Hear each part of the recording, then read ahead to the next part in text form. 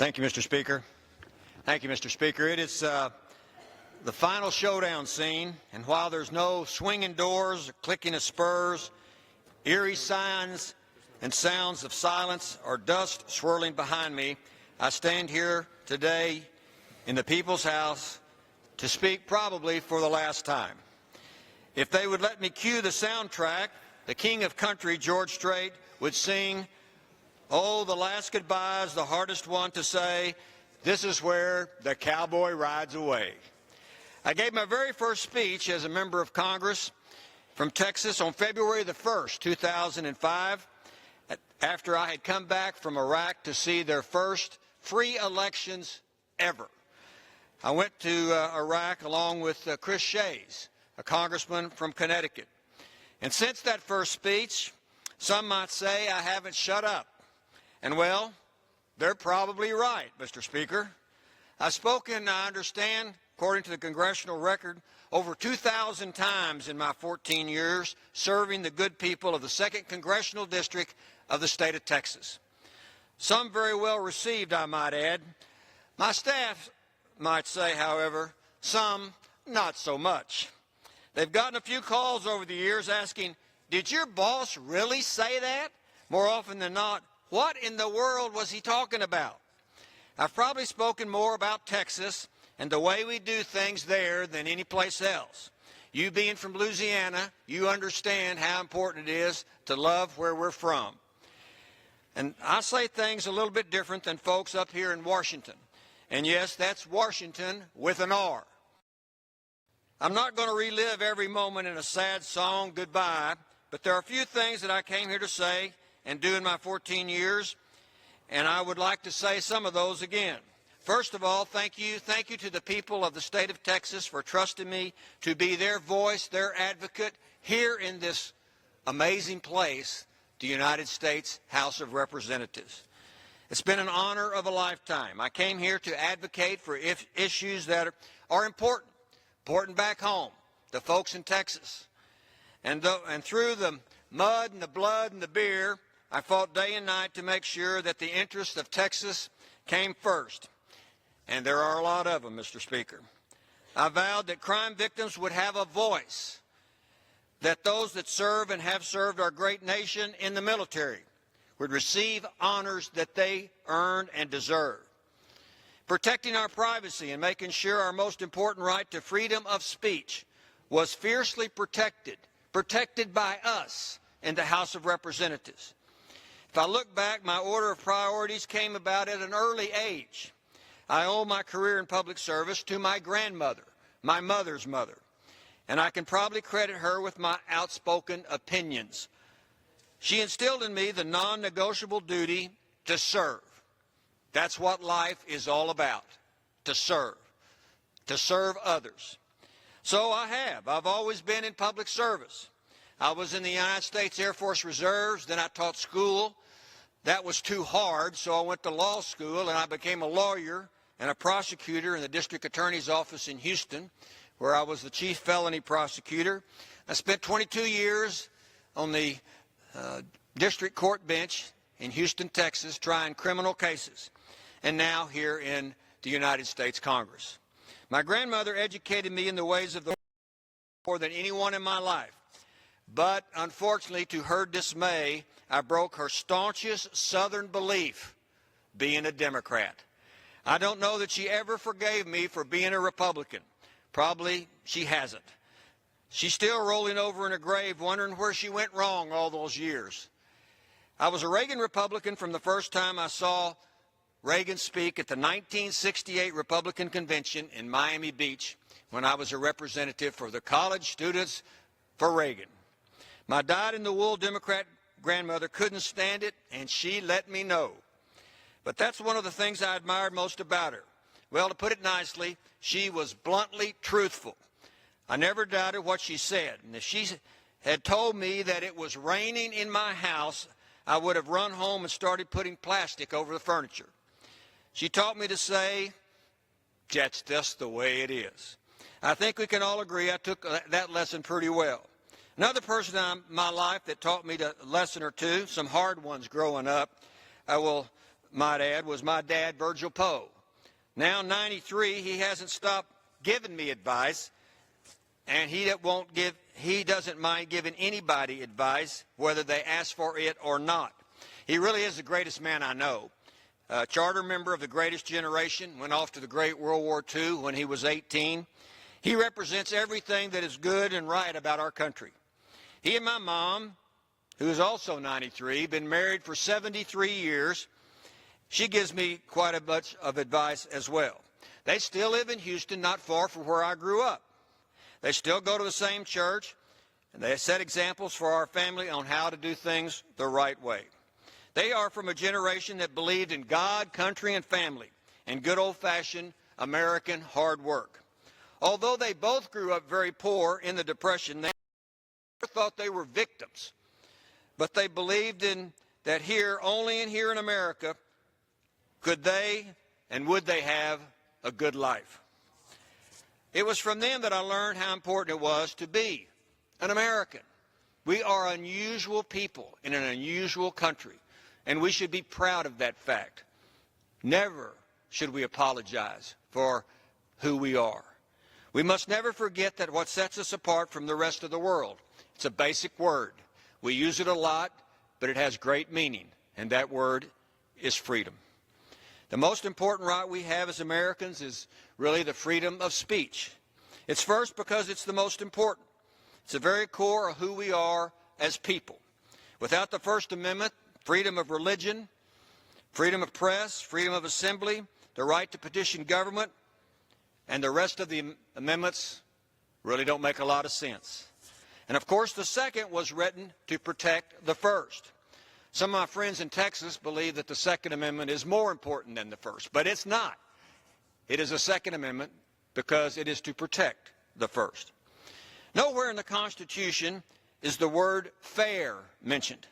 Speech is to be free, not necessarily fair. Fair means different things to different folks. Fair means, to some folks in Texas, where you take your chickens and cattle to on the weekends, to the fair. We have an obligation to uphold the laws as they were intended. Now, our forefathers didn't scribble out these amendments in a tavern in Philadelphia after drinking some demon rum many years ago. They were carefully crafted to stand the test of time and make sure that all people held the power and not government have the power. We've seen government grow more and more powerful and intrusive in our lives and businesses every year, with more and more control over our speech being handed down by the self-appointed, self-righteous speech police. They are running neck and neck with Big Brother that is digging deeper and deeper into our private lives. The Fourth Amendment, unique to America, is sacred. And it's sacred to this country and the founders who drafted it. Privacy, the right of privacy in the Fourth Amendment, should not be forsaken on the false altar of national security. Yes, we can have both, the right of privacy and also national security. As a former judge, I'm very concerned about the loss of our Fourth Amendment right of privacy in the United States based on, in my opinion, the unconstitutional actions of the NSA. In the aftermath of 9/11, the government authorized a once-secret program by the NSA to collect information on the bad actors, primarily terrorists and foreign agents who wished to create mayhem. They were terrorists overseas. We fought to go after them and get them. And Section 702 of the Foreign Intelligence Surveillance Act was written to go after terrorists. But it's being used to go after Americans, Mr. Speaker. Normally when I was a judge, and I signed lots of warrants when peace officers would bring me a warrant, and they would swear out an affidavit of truthfulness, so I would give them a piece of paper, a warrant, to allow them to go arrest or search a premises. That's all based upon the Fourth Amendment in the Constitution. And peace officers did exactly that. But that's not the case for many American citizens anymore. You might ask, well, who's doing this? Is it a criminal organization? Is it a private investigator? Is it Google? No. It's not a nefarious organization operating behind closed doors, and it's not even the Russians, Mr. Speaker. It's the spying eyes of the United States federal. As the subcommittee chairman on terrorism and nonproliferation and trade, I agree we should go after the terrorists with everything we've got. Our government should use techniques they have on those people who wish to destroy America and find out what those terrorists are doing. But despite the overall intention of the law, the program has been corrupted. Not only does NSA collect information on terrorists, which they should do, but it collects data on ordinary American citizens. And I mean by data, not just emails and text messages, but communications and conversations. This, I believe, is in violation of the Constitution. The government does not use a specific Fourth Amendment warrant, a warrant based upon probable cause for a person, law enforcement, to go and search or arrest someone. But it uses it anyway under the Foreign Intelligence Surveillance Act, a lesser requirement, and still issues warrants to go and search and seize information. The Fourth Amendment says the warrantless search and seizure is unconstitutional without a probable cause warrant. I don't see any exceptions there, Mr. Speaker. Our constitutional rights are not selective. They were written to keep Big Brother government in check. The government really doesn't get to pick and choose which ones they want to follow and which ones they don't. It sounds like a page out of George Orwell's novel in 1984, where it says, "Always eyes watching you, and the voice enveloping you, asleep or awake, indoors or out of doors, in the bath or bed, there is no escape." You know, we read 1984 years ago, Mr. Speaker, and we all thought that would never happen. But the government's ability to seize information based upon information that is less reliable than the Fourth Amendment requires, and it does so in secret, I think is a violation of our rights. It's hard to believe this has happened. We need to wake up and remember this. Remember, Mr. Speaker, the Bill of Rights was intended to protect us from government. People have rights. Government has power. Government has no rights. It has power that they take or we give it to them. But it's the individuals in this country that have rights, including the right of privacy, to be secure in our persons and our places in our homes from unlawful searches and seizures. So I think government has gotten out of the box, and because of this Foreign Intelligence Surveillance Act. Foreign Intelligence Surveillance Act allows secret courts to issue secret warrants to law enforcement to go and do things that the person that is having their information seized may know nothing about. It was intended to be used against terrorists, but now it's being used against Americans and seizing that information against Americans. Congresswoman Zoe Lofgren and I co-founded the Fourth Amendment Caucus to protect our privacy. When I was first elected to Congress, they gave me a BlackBerry. That was new technology back then, Mr. Speaker. We could get emails on our phones. I called it a strawberry, and I can't tell you how many of those things I've lost all over the world. Now we have smartphones that are smarter than most of us most of the time. And while technology continues to change, the Constitution does not change. The rights we have in the Constitution still apply to us today, even with technology. It is the duty of government to balance the interests of protecting Americans while respecting constitutional rights. So the caucus has fought to protect Americans against warrantless searches and seizures, closing privacy-violating surveillance loopholes, and champion reform efforts to protect and restore Fourth Amendment rights. The Foreign Intelligence Surveillance Act, allowing secret courts to operate in secret and issue secret warrants against people that never know about it, reminds me of the Star Chamber back in Mariel, England, that operated in secret and issued secret warrants, all in the name of protecting the crown. And that's what it seems like we have gotten to. Mr. Speaker, the First Amendment also talks about the right to practice the religion that we wish. The First Amendment states in part that Congress, of course that's us, Congress will make no law respecting the establishment of religion or prohibiting the free exercise thereof. You notice, Mr. Speaker, the First Amendment doesn't just give us the right to believe any religion we want to. It gives us the right to practice the religion that we have. the free exercise, and Congress can make no law to prevent that.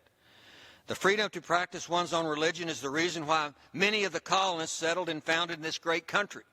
Modern revisionist historians don't want to talk about that, but it is true. One of the primary reasons why people left England and Europe was to seek religious freedom. That's why it's in the First Amendment, along with freedom of speech. When Thomas Jefferson, who was the author of the Declaration of Independence, wrote it, he proclaimed that God gives us our rights. Here's what he said: that all men are created equal, they are endowed by their Creator with certain unalienable rights, that among those are life, liberty, and the pursuit of happiness, and that governments are instituted among men to secure those rights. We get our rights from the Almighty. We don't get our rights from government or the king. Jefferson's reference to God is echoed throughout this nation. Our currency mentions God. Our government buildings have religious scenes and words on them. We pledge allegiance every day in this House chamber to one nation under God. We even have the great lawgiver Moses on the far wall looking down directly on the speaker. And above you, above the flag, is the phrase, "In God we trust." Those that argue we cannot mention God or religion in public government places are looking to destroy the very freedom that our country was founded on. The mention of God in our culture is not an establishment of religion. It is a freedom. Note the right to practice one's religion, Mr. Speaker, is a right that we have, as well as the right to believe whatever we wish when it comes to religion. We had this concept at the Declaration of Independence that we are worth something as individuals, not because government gives us rights or politicians or the king, but the Declaration of Independence says that we are endowed by our Creator with certain unalienable rights. The truth is, our Constitution says that we are guaranteed freedom of religion, not freedom from religion. I believe, as many other Americans do, that America is a special place, a chosen place, and an exceptional place. And America is more than just another country on the globe. Throughout our history, we've served as a beacon of light in an often dark world.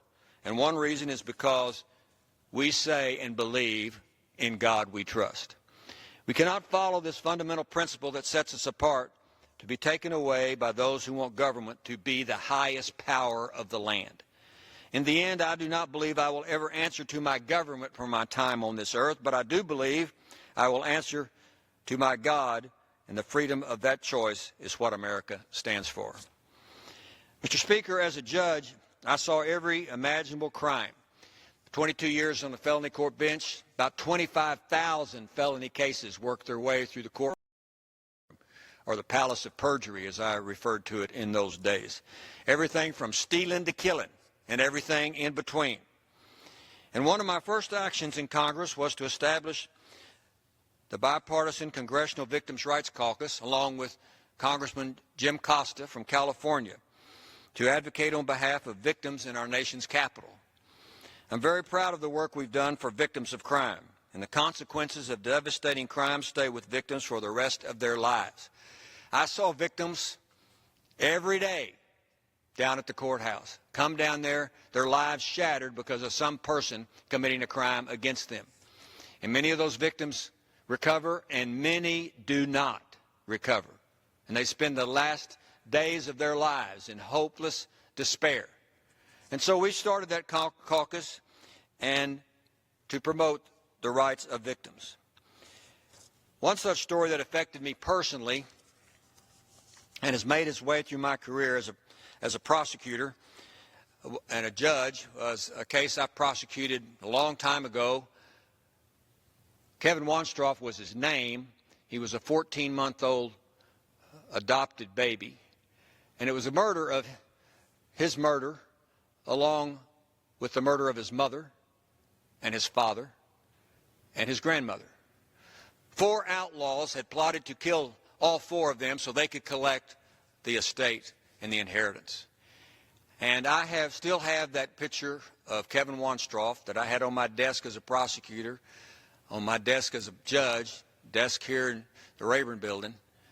I keep it with me to remind me really kind of why we're here, to protect those who cannot protect themselves. And Kevin was assassinated, shot in the back of the head, sacrificed on the altar of Christian of finding out who committed the crime. The 4 killers were brought to justice. All were convicted by juries in Texas, and 2 of them received the death penalty and have been executed. But Kevin was born the same year my son Kurt was born. And it's about people. We're in the business here, members of Congress, to really help people, help other people in our country. And since that case changed my life, that's one reason why I have been so passionate, as others, Jim Costa, for example, in protecting victims of crime. You know, we're not judged by the way we treat the rich folks or important folks. We're judged by the way we treat innocent people. The weak, the unfortunate, the elderly, and the young. Since its inception in 2005, the Victims' Rights Caucus has taken the lead to protect programs that provide critical support for victim services throughout the nation, including the Victims of Crime Act. It's called VOCA. What a great concept this was. President Reagan had the idea, Congress passed it, and the VOCA, Victims of Crime Act, does this, that when criminals commit crimes, judges have the ability to fine those criminals along with sending them to the federal penitentiary. And that money goes into a fund that helps victims of crime. It's called the Victims of Crime Act. And it's a marvelous idea. It's not taxpayer money. Criminals are paying the rent on the courthouse. They're paying for the crimes that they have committed and putting that money into a fund. But every year, Mr. Speaker, Mr. Costa and I have to fight the bureaucrats in government to let go of that money. Right now, there is about $12 billion in the Victims of Crime Act fund. And only about 800,000 of that is used this year to help victims. What happens to the rest of that money? Well, I don't understand the math, but they use that money as an offset for other government programs. And therefore, they don't spend it on crime victims, and I think that is wrong. Enough of the offsets. The money goes to victims and ought to be given to the victims. And the government ought to keep its hands off of it because it doesn't belong to the government. It really doesn't belong to the taxpayers. So I hope that in the future we will let go of that and that money goes into a lockbox and it remains always for victims of crime. Because those federal judges, God bless them, they're nailing people who violate the law with large fines and fees, and that fund continues to grow every year. Besides the VOCA funds, we have worked on the Violence Against Women's Act, VAWA as it's called, and the Trafficking Victims Protection Reauthorization Act. The caucus was also instrumental in the enactment of the Adam Walsh Child Protection and Safety Act of 2006. That bill had to do with the abduction of children, and then those children were sexually assaulted throughout the United States, and protects them and makes sure that we keep up with those child predators who roam the streets and byways of our nation. And so we have reauthorized that act this year. We've also passed the Cruise Vessel Safety and Security Act, the Kate Pusey Peace Corps Volunteer Protection Act, SAFER Act, and the Victims of Child Abuse Reauthorization Act. And one piece of legislation, all this was bipartisan, Mr. Speaker. All of it was bipartisan. May I ask of the Speaker how much time I have left?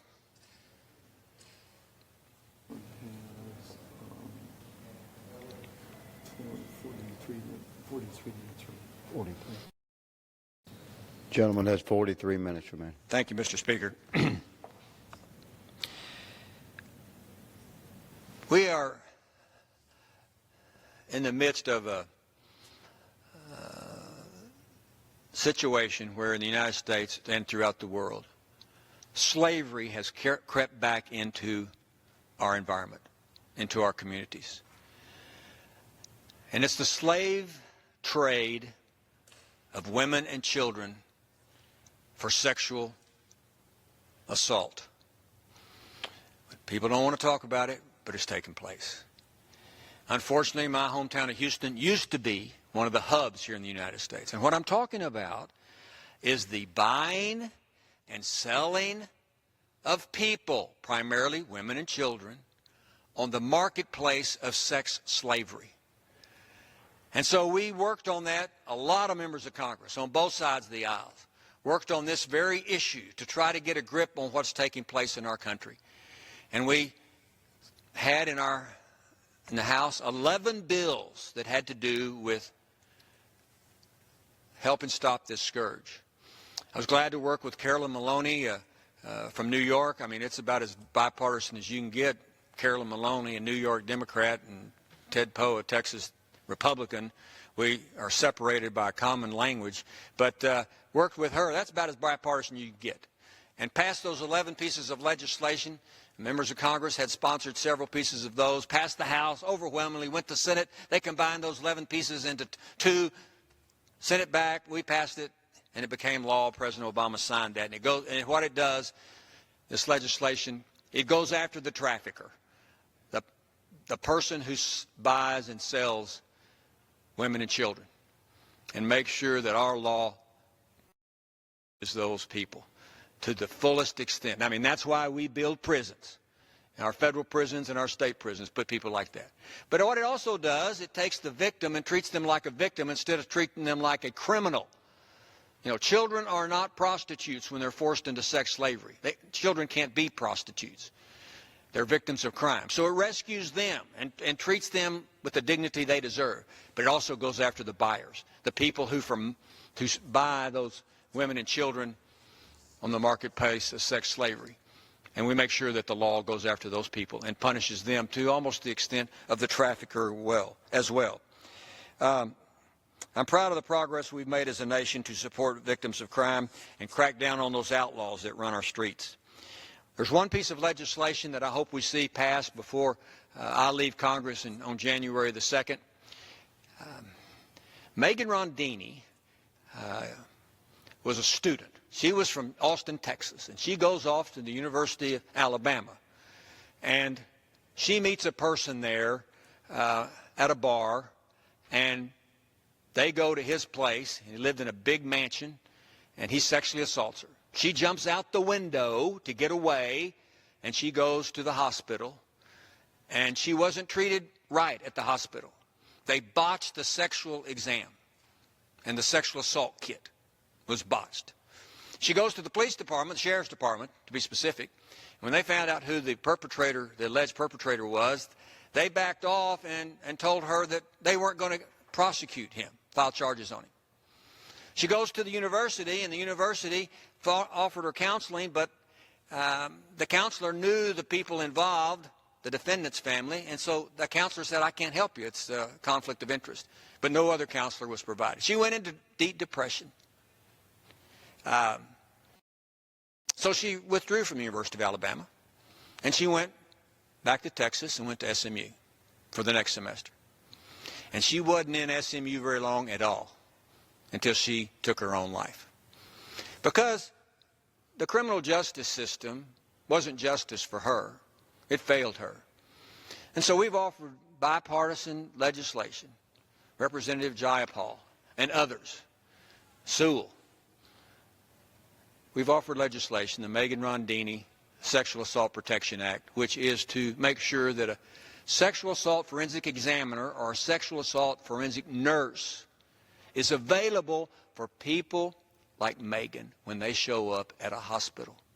And that universities make sure that they have the right medical exam. Otherwise, we end up with people like Megan who take their own life. And that piece of legislation is pending, and I know the Ways and Means Committee and Energy and Commerce are working on that. Hopefully we can get it to the House floor next week before we recess. You know, topics like human trafficking, sexual abuse, domestic violence are topics that we need to discuss to make sure that we can get a grip on it and stop that. Counseling, resources, and shelters are much more readily available to victims of crime than ever before in our history. Human traffickers and those caught buying human trafficking victims can no longer escape the long arm of the law, and that's one of the things I like about the long arm of the law. We can go after those individuals. Of course, our system is not perfect because it's run by people, but it's still the best that we have. And the men and women that pledge to protect and serve as our first responders overwhelmingly do so with honor throughout our country. Those that pin the badge over their heart and go out there every day to protect and serve the rest of us always deserve most recognition and respect. As a prosecutor and a judge, I worked with some of Houston's finest police, as I call them. During my time in Congress, I had the privilege of getting to know the Texas sheriffs along the Texas-Mexico border. This is a special breed of law officers. I have visited every county along the southern border from El Paso to the mouth of the Boca Chica at the Gulf of Mexico. It's 1,254 miles. New Orleans to Washington, D.C. That's about the distance of the Texas-Mexico border. I've had field hearings, flown the Rio Grande with the Texas Air National Guard, and I think I may have walked all of those 1,254 miles, including much of it that goes to California from El Paso. I've made over several dozen trips down there, and I've traveled the Rio Grande River with our peace officers, in particular the Department of Public Safety in their fast boats. Down on the border, I've seen the good, I've seen the bad, and I've seen a lot of ugly. I've met a lot of people on both sides of the border. And no matter what our position is on the issue of immigration, our total disregard for border enforcement has cost our state and our nation tremendously. From the lives lost to the communities on both sides of the border, it's destroyed by the cartel violence. As you know, the cartels control the southern border, control the border with Mexico on the southern side, and they control what takes place and the violence they control. We cannot turn a blind eye to the real issues because it's eroding our national security. Border towns on both sides of the border are unique, and the Texas border towns have their own personalities like no others. For some people, they are the lyrics in country songs or stories of call days. Long before Houston billionaire added the Cadillac Bar and Grill to his restaurant empire, it was an institution in Nuevo Laredo that generations of Texans and Mexican families enjoyed together.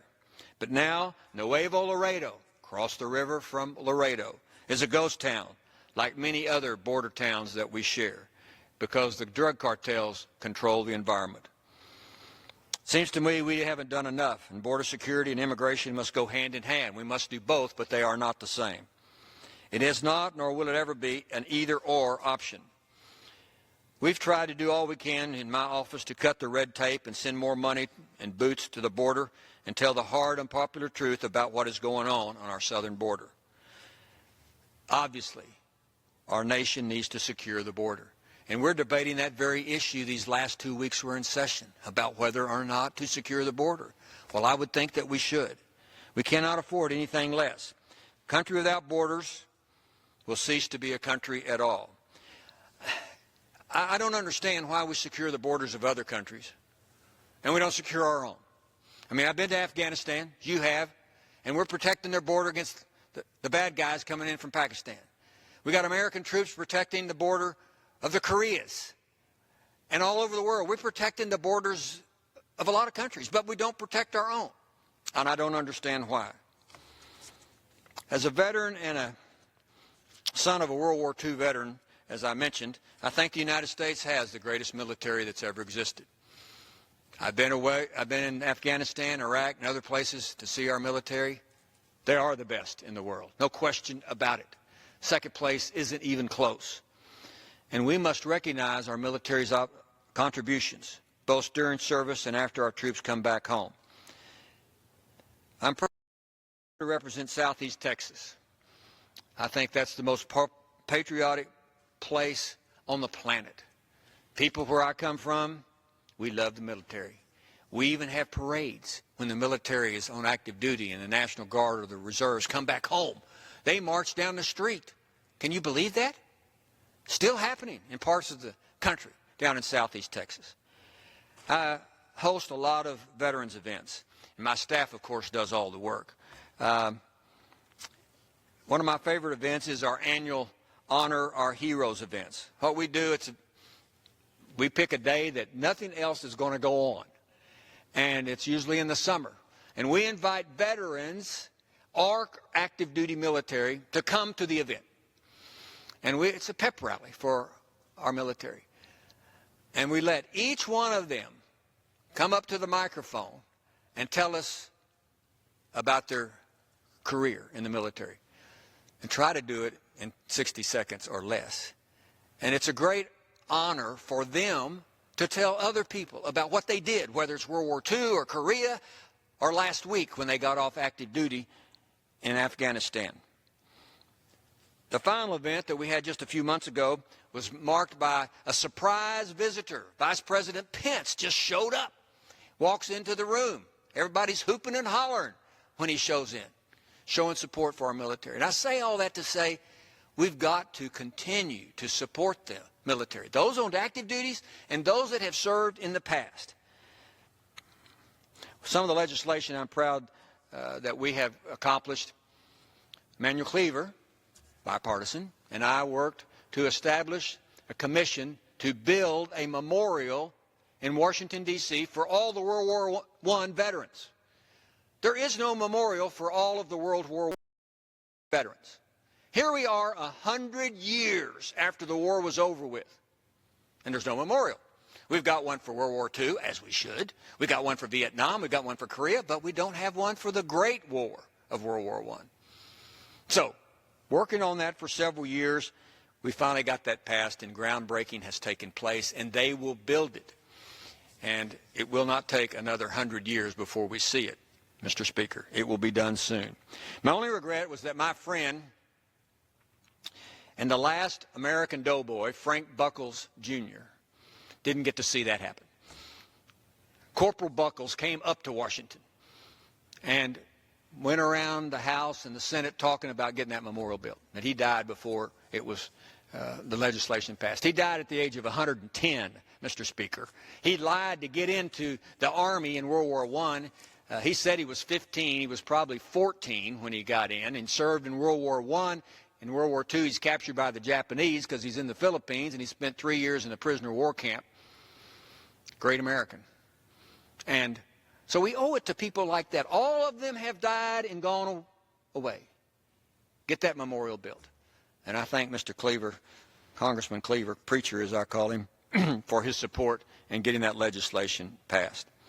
We have to remember him, Mr. Speaker, because the greatest casualty of war is to be forgotten.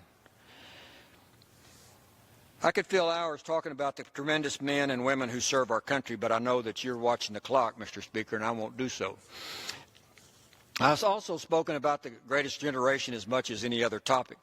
I have lamented for those who fought in Vietnam, that's the war of my generation, because of the way they were treated when they came back home. Finally, America is getting to understand that we should honor those men and women and welcome them back home as well. There are no words that can come close to express how we should change our opinion of those individuals. Yes, Mr. Speaker. Chair will receive a message. Message from the Senate. Mr. Speaker. Madam Secretary. As directed by the Senate to inform the House, the Senate has agreed to the report of the Committee of Conference on H.R. 2, an act to provide for the reform and continuation of agricultural and other programs of the Department of Agriculture through fiscal year 2023 and for other purposes.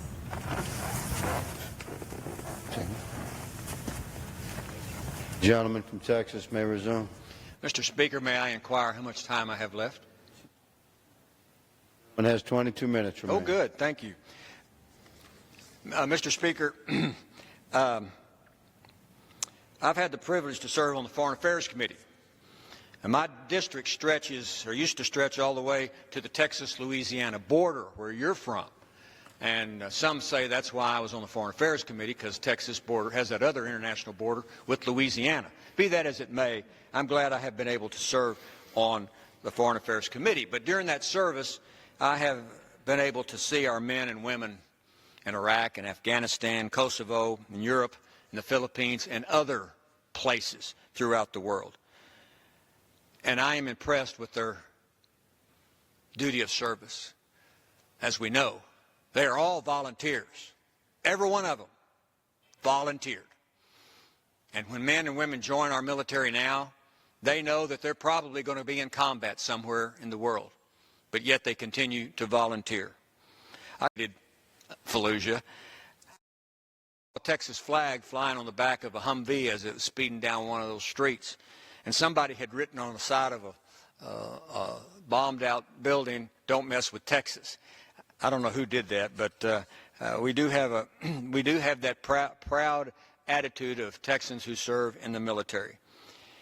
The enemy we fight today is not the enemy of the greatest generation. Our country is under threat from volatile, nuclear-armed rogue nations like we've never seen. We have leaders of foreign nations that are not only untrustworthy, they are outright treacherous, and they want to cause harm in the world. We got little Kim of the North Korea. We got the little man in the sand in Iran, and these rulers pose an increasing threat to not only our security, but everybody throughout the world. They are determined to cause trouble. They are determined to cause terror in the world. As the chairman of the House Terrorism, Nonproliferation and Trade Subcommittee, it's been my goal to bring attention to some of the most pressing international threats to our country and global stability. Many of my bills, including legislation that targeted Iran's Islamic Revolutionary Guard Corps and Iran's proxies, the North Korean regime, and incitement taught to kids in Saudi Arabia through Saudi Arabian textbooks, have all been shared security interests of the United States and our besieged Israeli allies. I've authored lots of pieces of legislation, and I'm glad to see that many of them have been passed and signed into law. I do believe in America, Mr. Speaker, and I don't apologize for it. It is the beacon of light for other peoples everywhere. I do believe that all members of Congress, on both sides, want what's best for the country. We just disagree sometimes on how to get there. And I'm convinced of that. One of my greatest honors in being in the House of Representatives is to serve with people from all over the country who are passionate about making sure we make the right decisions on all types of legislation. We do have the freedom to disagree. And people ask me what I'm going to do when I retire. Well, I don't know what I'm going to do. I haven't decided. I just know that I'm leaving Washington. I've often joked that D.C. stands for the Devil's City, but I will miss being here, Mr. Speaker. And I'll miss representing Texas. And since I was elected in 2004, our 4 kids, Kim, Kara, Kurt, and Kelly, were all single or just recently married. And now in those 14 years, I have 12 grandkids.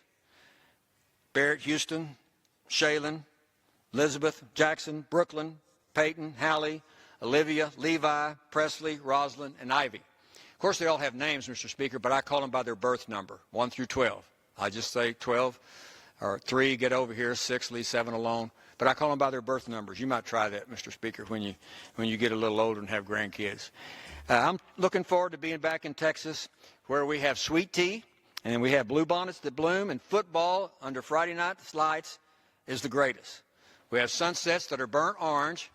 Sorry, Aggies, it's not maroon. And for the people understand what I'm saying, and people understand mostly what I'm saying, there isn't any doubt in anyone's mind that Texas is the end of all and to be all for me personally. I've had the time of my life sharing the stories of Texas on this floor. I've been through 6 hurricanes as a member of Congress: Katrina, Rita, Humbart, Gustav, Ike, and Harvey. And I will miss being around members of Congress. It's an honor to serve the people of Texas in the People's House, and there are many members that I can thank, but I want to thank them all for working with me. I have told a lot of stories about where I'm from Texas, including my hero like William Barrett Travis, Sam Houston, remembering the Alamo, and taking you all on our fight of independence in the marshy banks of the San Jacinto, where we had folks from Louisiana come and help us out to win the independence of Texas.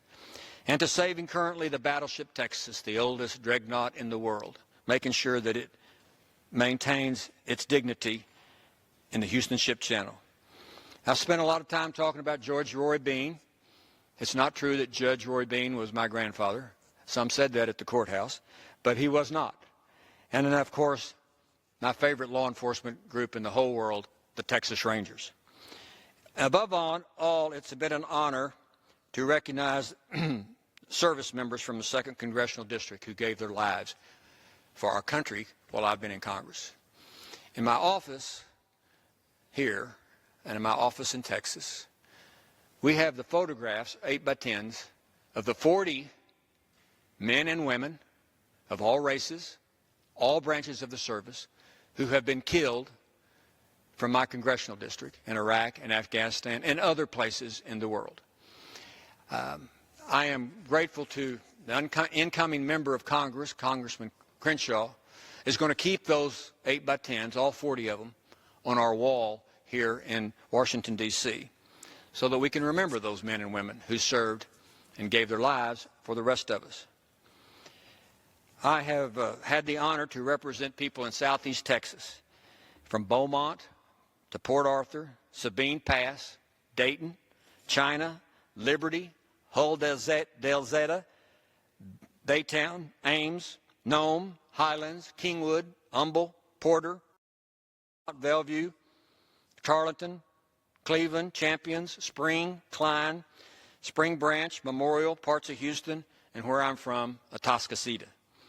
So many wonderful people along the way, and a staff that I would put up against any staff. I have the best staff in Congress. I always have. It's fortunate for me, and it's fortunate for the folks in our congressional district. My 4 chiefs of staff, Heather Ramsey Cook was my first one. She was my chief of staff when I was a judge, and she was my chief of staff when I started here, and she's now my current chief of staff. Also, Janet Diaz-Brown, who's since moved off to Seattle, Washington with her family, and Gina Santucci, who is now Gina Foote. And my latest was Tim Tarpley, and now Heather Ramsey Cook again. My chiefs of staff have been excellent, and I think all of us owe a lot of our success in getting things done to the people who work for us. My caseworkers in Texas are great. Viviana and Amy, both veterans, one from Afghanistan, one from Iraq, one of them's a wounded warrior, and they deal with the casework. They get it. They understand veterans' issues, which is one of the major things we do as members of Congress, is casework for our veterans. But all of my staff has been excellent. I want to thank them for their proud work that they have done, especially in constituent services. So I don't know what's next, Mr. Speaker. I do know that it's time to dance with the one that brung you and pack up my old 1998 Jeep and head on home. By the way, my gaudy Jeep left a mark here in Washington as well. Aside from being the only 98 Jeep with a lift kit and lights across the top, you'll never know when you're going to see deer up here, Mr. Speaker. There's a special oil stain on the White House front drive that President Bush didn't take kindly to. I mean, it's fitting, leaving a little Texas oil on the driveway of the White House when you leave town. So this is where the cowboy rides away, Mr. Speaker. And also at the end, there's really no better goodbye than the words of Davy Crockett when he left Congress, when he said affectionately, "You may all go to hell, I am going to Texas." And that's just the way it is.